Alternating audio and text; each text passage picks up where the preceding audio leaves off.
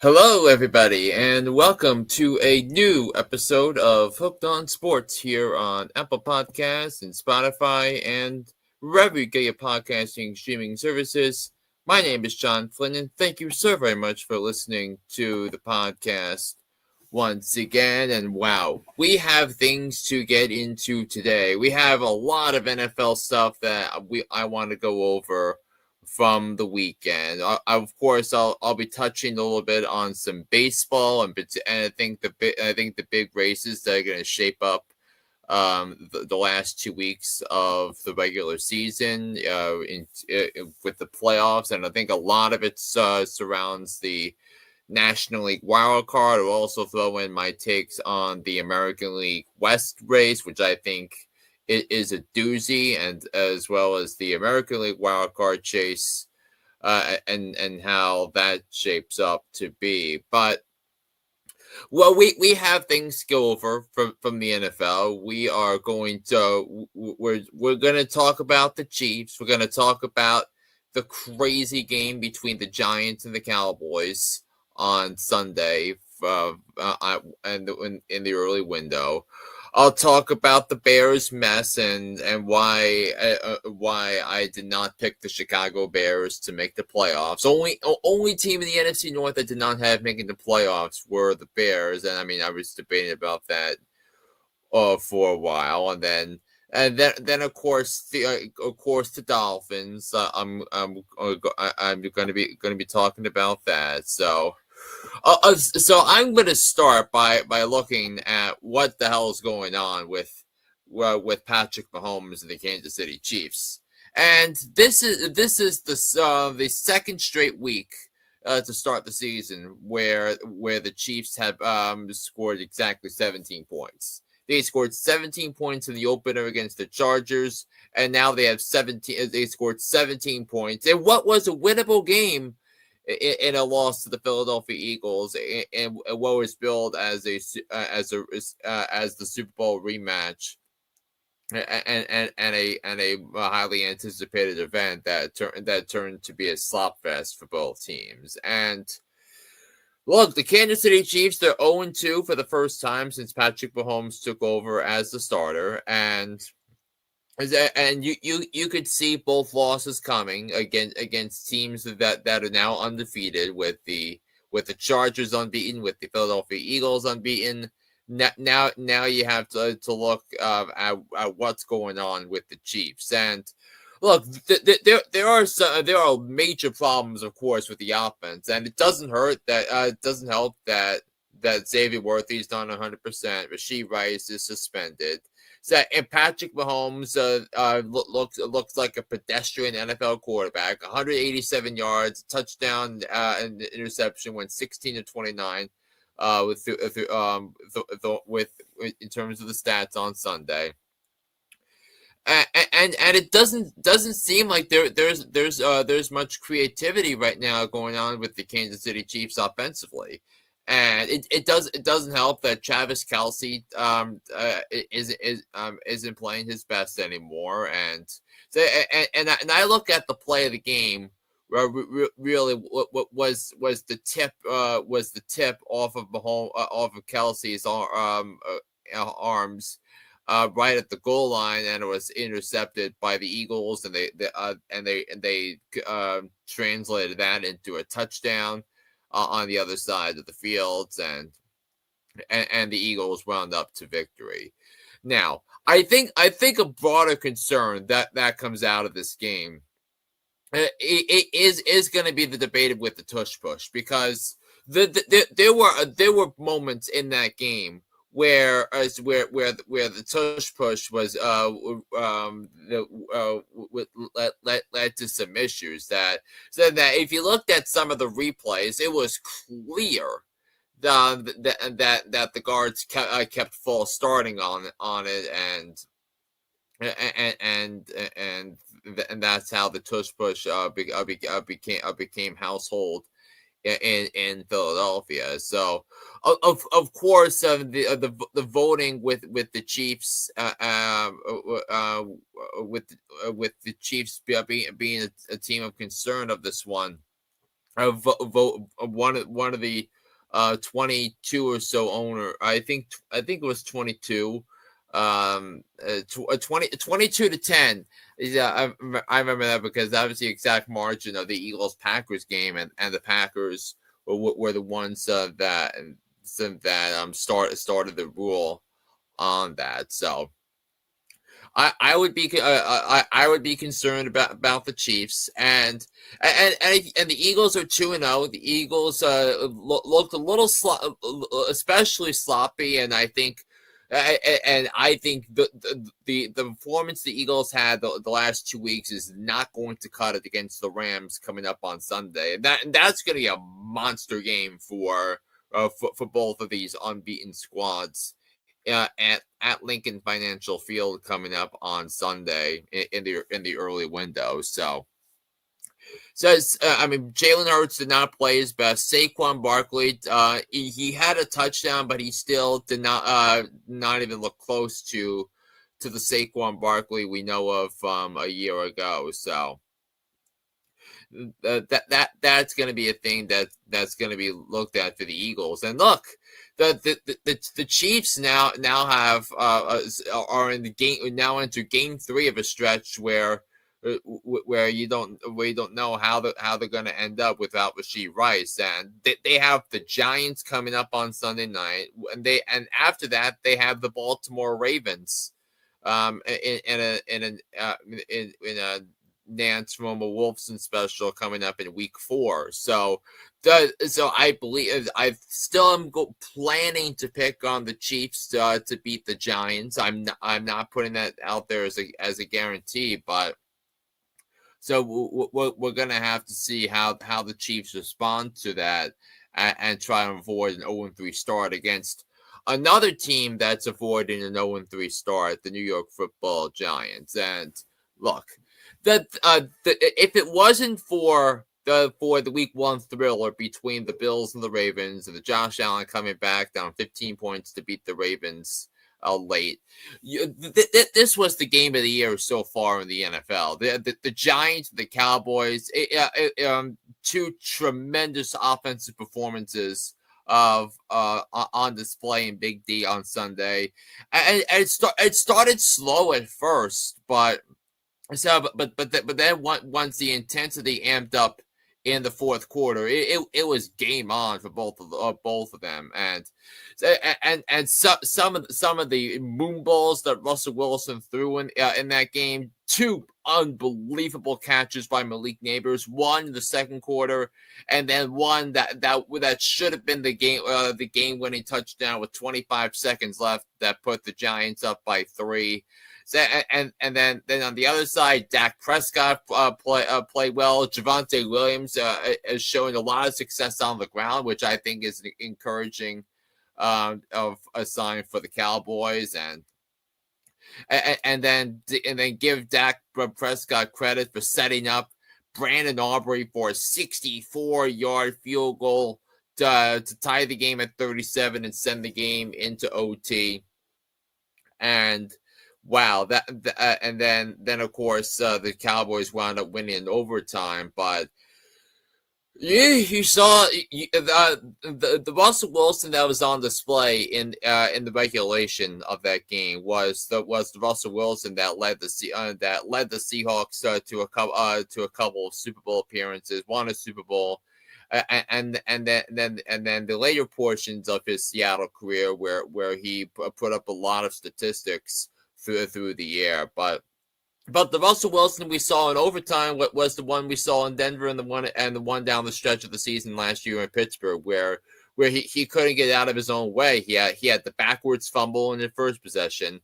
Then in the second possession, he threw a terrible looking interception. It was like a defensive back seeing a fastball right down the middle and intercepting it. So that was rough stuff from Russell Wilson, and but speaking of the Giants, we'll have to see how everything tallied up in the end, but prior to and before the games last night, the Russell Wilson and Daniel Jones led the NFL, were 1-2 in the NFL in passing yards, which is crazy to think about, but that's going to be something to monitor over there. So I think this is that was a good win for the Cowboys. The Cowboys needed this to avoid the 0-2 start, and really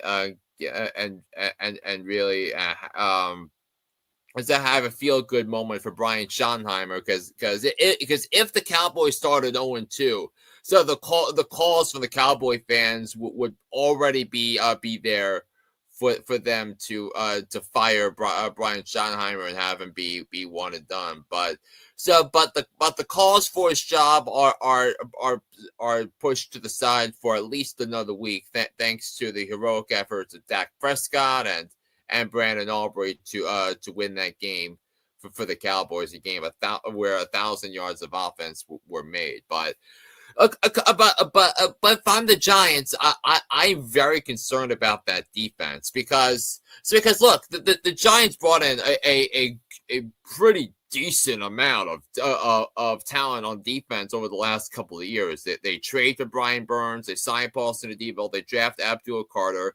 But why is Shane Bowen playing zone defense when this D is designed for man coverage? That the amount of soft coverage that the Giants showed made it so easy for the Cowboys to just go down the field and put up a lot of points. The Giants are 32nd in the league in rushing yards allowed, rushing yards per attempt, and they've allowed over 400 yards of offense in each of their last first 2 games of the season, and it is like freaking me the hell out as a Giants fan. So. Yeah, if Shane Bowen is the answer, I would love to know the question. But could Patrick Mahomes and the Chiefs be the antidote for the Giants in terms of confidence? Yeah, and the discipline is unacceptable as well. 14 penalties. Accepted penalties in that game, and including 4 on the starting left tackle in the first possession of the game. I mean, what is this, amateur hour? Come on now. Now, a big story in the NFL, of course, is that Joe Burrow got hurt on Sunday. In a win over the Jacksonville Jaguars, and it is a game that the Bengals needed to win, but man, the Bengals started 2-0, which is unprecedented in the Zach Taylor era. But prior to this season, the Cincinnati Bengals the Bengals are 1-11 in prime time in the first 2 weeks of the season under Zach Taylor, and then Joe Burrow goes down with a turf toe injury, which means he'll need which means he's going to miss like 3 months due to injury. That's going to take the Bengals all the way to towards the end of the season. So credit the Bengals for winning the first 2 games, but now the gauntlet of the schedule is right upon them for the Bengals. So they have the gauntlet of the NFC North. They have the Minnesota Vikings coming up on Sunday. And then they have Denver. Then they have Detroit. Then they have Green Bay, and they're at Pittsburgh. And I don't know if Cincinnati is going to win any of those games without Joe Burrow. Maybe they win against Minnesota because JJ McCarthy's also hurt, and the Vikings are going to start Carson Wentz on Sunday. So a backup quarterback the backup quarterback is going to have to going to throw the ball to LSU star wide receivers and Jamar Chase and Justin Jefferson.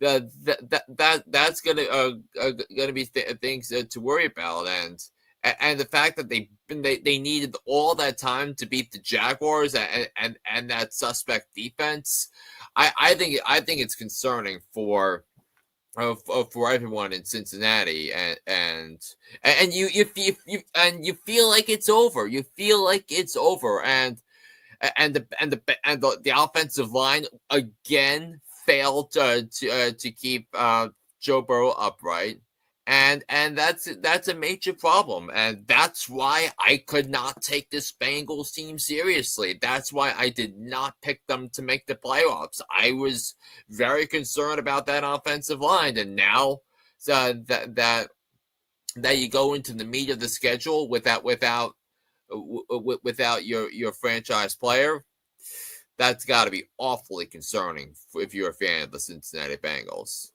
If you are a Chicago Bears fan, I think you got to be awfully concerned about what transpired on Sunday. That they're coming off a loss where they had a 17-6 lead in the fourth quarter against J.J. McCarthy in his NFL debut. That allowed J.J. McCarthy to come back and win. First team in 40 years to blow a double-digit lead in the fourth quarter and lose to a quarterback making his NFL debut. And so that's awfully concerning enough. And then on top of that, they go on Sunday on the road in Detroit against the Lions, and they get their asses kicked. They lost 52-21 on Sunday, and after they had a chance to convert on third and fourth down 14-7. So that would basically turn out to be the ball game. The Lions moved the ball up and down the field. Jared Goff was unbelievable. Amon-Ra St. Brown was superb. 334 yards, 5 touchdowns for Jared Goff, and 511 total yards of offense. And I believe the Lions were going to win because I didn't think they were going to be that bad after losing week 1 to Green Bay. But wow, that's got to feel good if you are a fan of the Lions with all the talent that they had. And look, I picked the Lions to make the playoffs and not the Bears. And see that, and I remember these takes from back in the draft process. If you remember the Hooked on Sports draft special, which dropped the day of the draft, I mocked Amarian Hampton to be drafted by the Chicago Bears in pick 10, not the second best tight end in the draft when Tyler Warren was available. And so the Bears failed to appropriately address the tight end situation. I mean, Colston Loveland was completely invisible, 1 target, no catches, and then on top of 2 catches for 12 yards in the opener against the Vikings on last Monday night, and then the running back position, so that it was pretty inconsistent there as well. DeAndre Swift had a nice run, but was relatively inconsistent the rest of the way. And this all goes back to decisions the ownership has made. When to fire Eberflus, not firing Eberflus after 2023, not bringing in a fresh slate of coaching, including the head coach, to usher in the Caleb Williams era. And the defense has not looked great as well.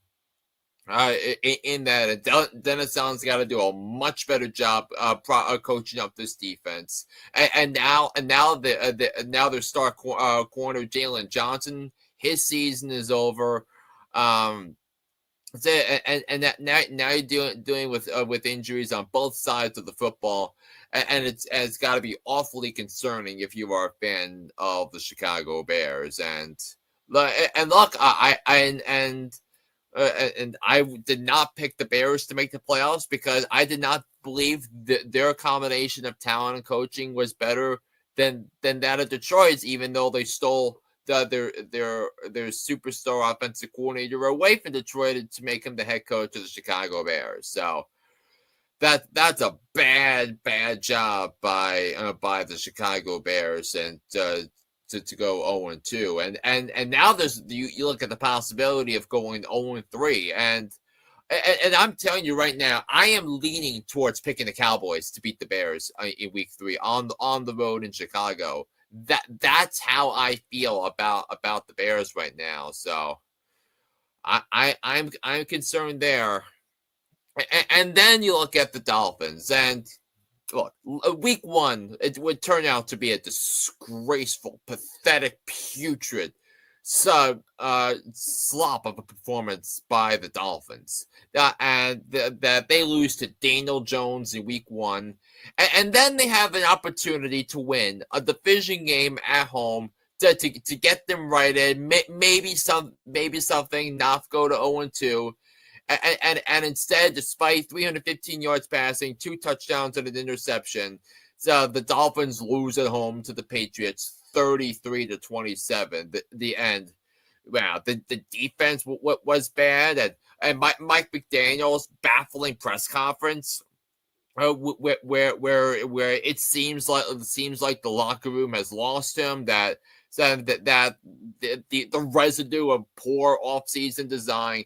So, but by the ownership, keeping Chris Greer and keeping Mike McDaniel after last season, after the disappointing season last year, and everything that Dolphins fans have feared is coming to light with that, and it's going to be a massive rebuild for the Miami Dolphins once they clean house. And get McDaniel out of the way. And then, and good news for the Dolphins. That they play again on Thursday night, and they're in Buffalo taking on Josh Allen and the Buffalo Bills. So that's a big concern right there. So yeah, I think the Dolphins are cooked, and they to me are one of the 3 or 4 worst teams in the NFL. So that's awfully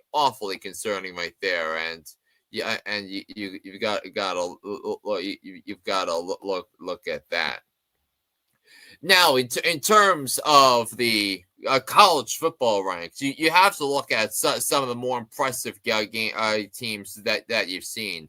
How about Texas A&M? They went into South Bend and knocked off Notre Dame, sent them to 0-2 on the season. And I got to tell you, there was not one thought in my mind that Texas A&M was going to win that game. It never once occurred to me. You know, it's the game against Miami in the season opener. Yeah, it wasn't great. A true redshirt freshman quarterback making his first start, and he looked fine. He had some good moments and had not some great moments in the loss, and then he played really well in Week 2, but Notre Dame's defense looked so leaky at times.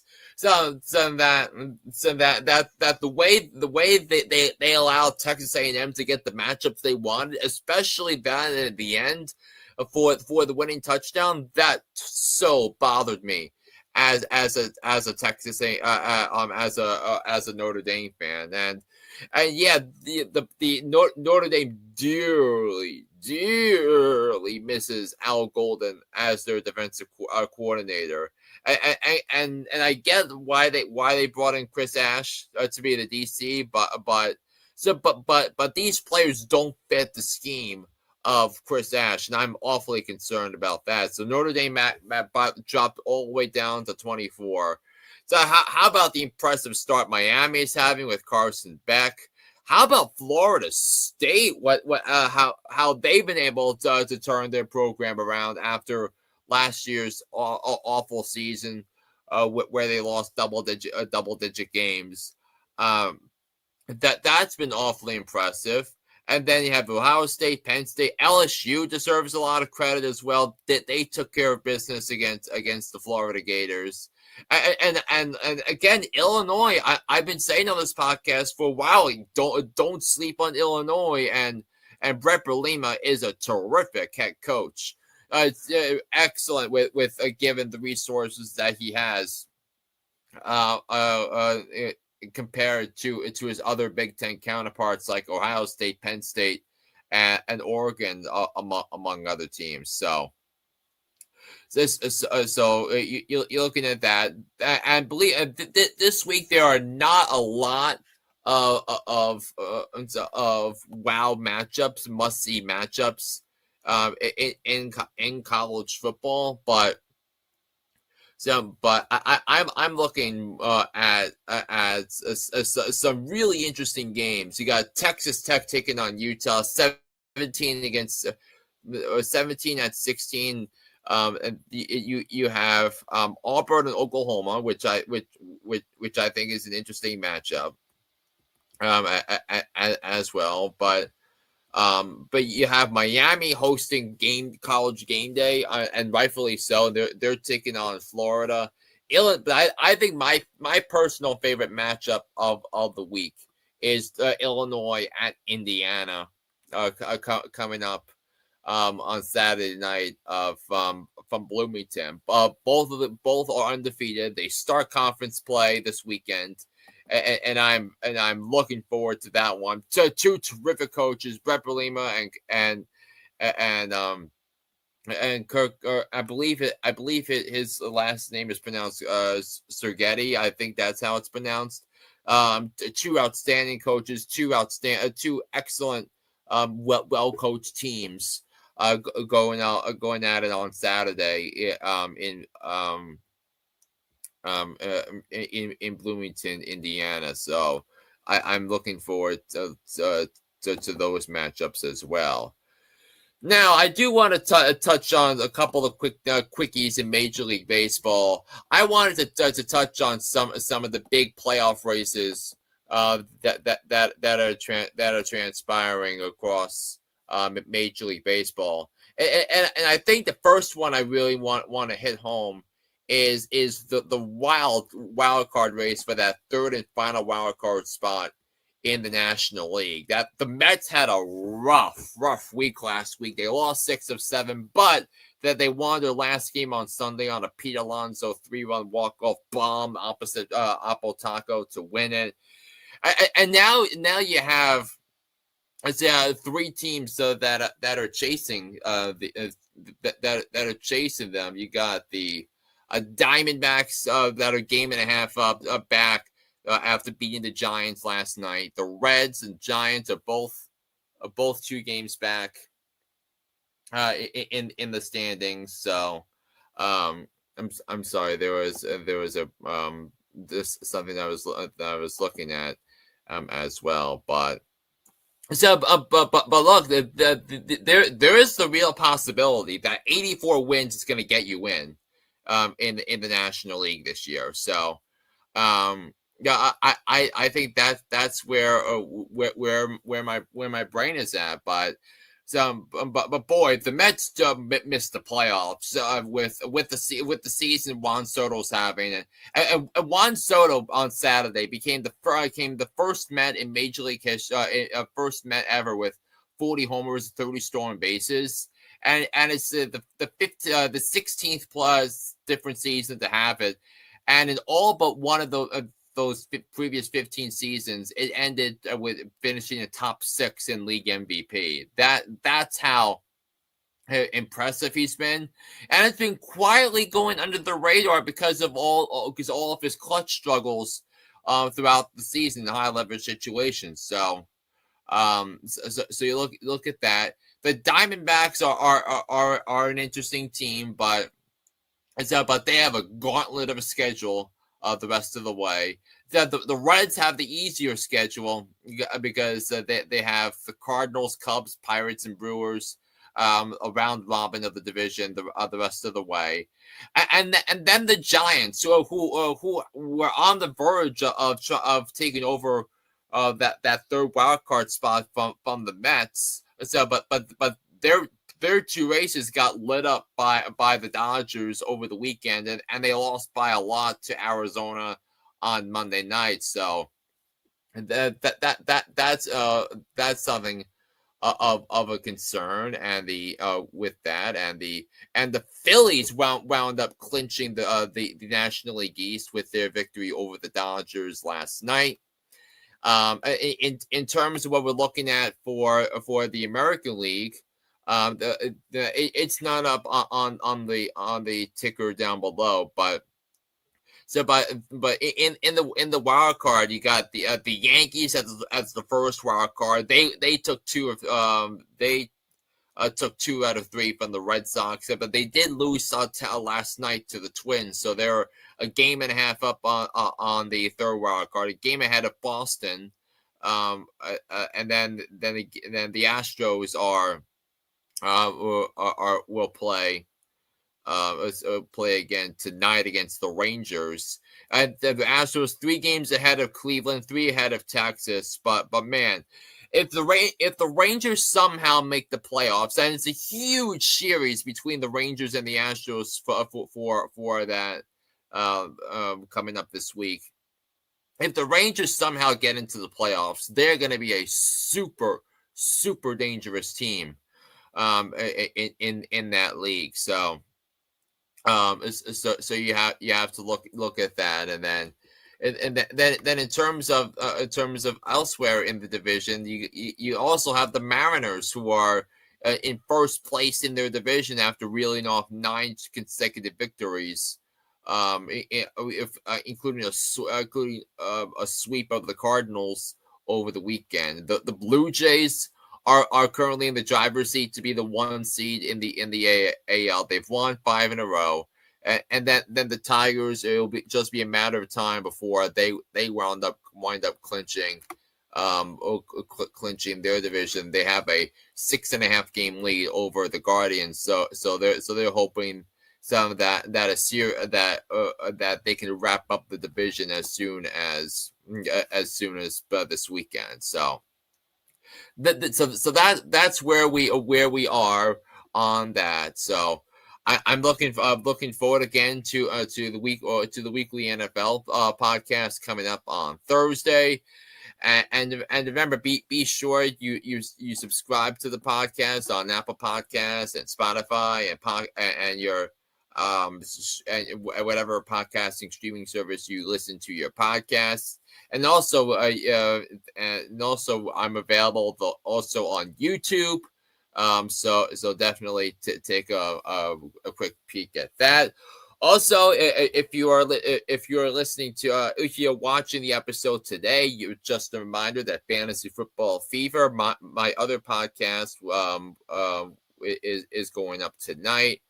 So it's going to be gonna be something where we break down the big fantasy stories coming up over this week. So definitely keep your eyes out on that. As things get along over there. So that's going to do it for this edition of Hooked on Sports. Thank you so very much for listening. My name is John Flynn, saying so long, and I will be back here on the podcast coming up on Thursday. Have a good day, everybody, and I'll talk to you then. So see you, everybody, and take care of yourselves.